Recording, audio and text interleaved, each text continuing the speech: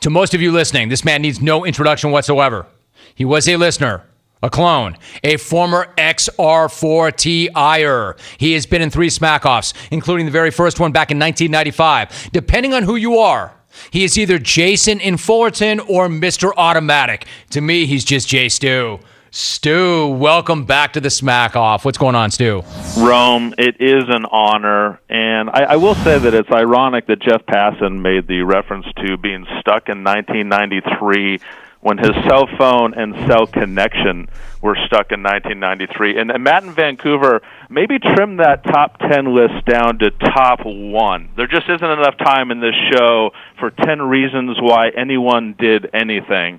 Now, Jim, as I look at the list of people that won the golden ticket, there are a bunch of desperate wannabes. None of them frighten me, but one interests me.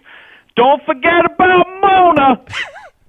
Speaking of Smackoff cars, Jim, look out your window right now, and I hate to preempt him, but I've been given some information that Leffen Laguna is outside your window right now, and he's on one of those hoverboards from Back to the Future 2, and he has JT the Brick on his shoulders.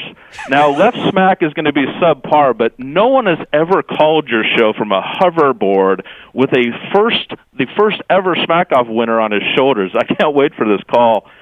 Which reminds me, LeVar Ball saying that he could beat LeBron James one-on-one is kind of like Whitey's dad, as proud as he must be to be Whitey's dad, calling the show one day and saying that he could do the week that was better than Alvin does.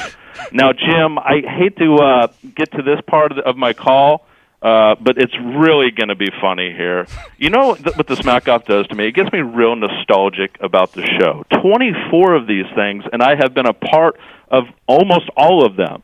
And now, the more I watch the show on TV, the more I think, how great would it have been if some of the most seminal moments of the show were captured on TV? Like, how cool would it have been if Evel Knievel in studio that one day was on TV? Or maybe getting your organic reaction to Toby in Houston, or Matt in Cleveland having a stroke on the air. And imagine watching Mike and Indy not win the Smackoff by himself over and over again on TV. Now that would be fun.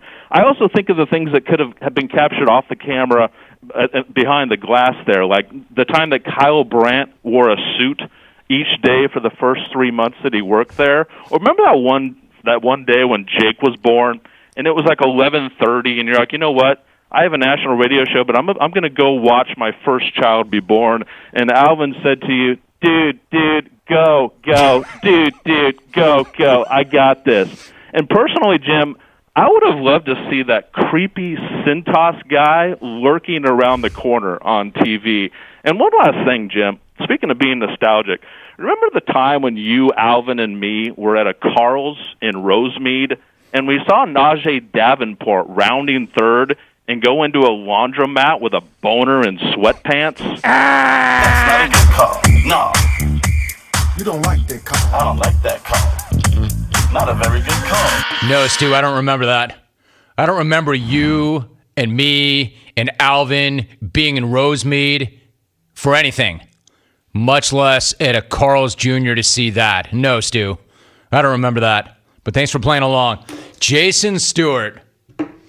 And he called out, don't forget about Mona. Not Moda. Mona. Charger fan Dan tweets, at Jim Rome, at Jason Stewart. Stu falling on his sword is still the best call thus far. Actually, Dan, it's not, and I'll tell you why. Maybe 3 of us listening understood that call. Me, Alvy, and Dave Whalen. Hey, Stu, could you be any more inside with your references? My favorite part was when Stu said, and now the funny part of the call. Yeah, Stu, it was great. For 3 of us.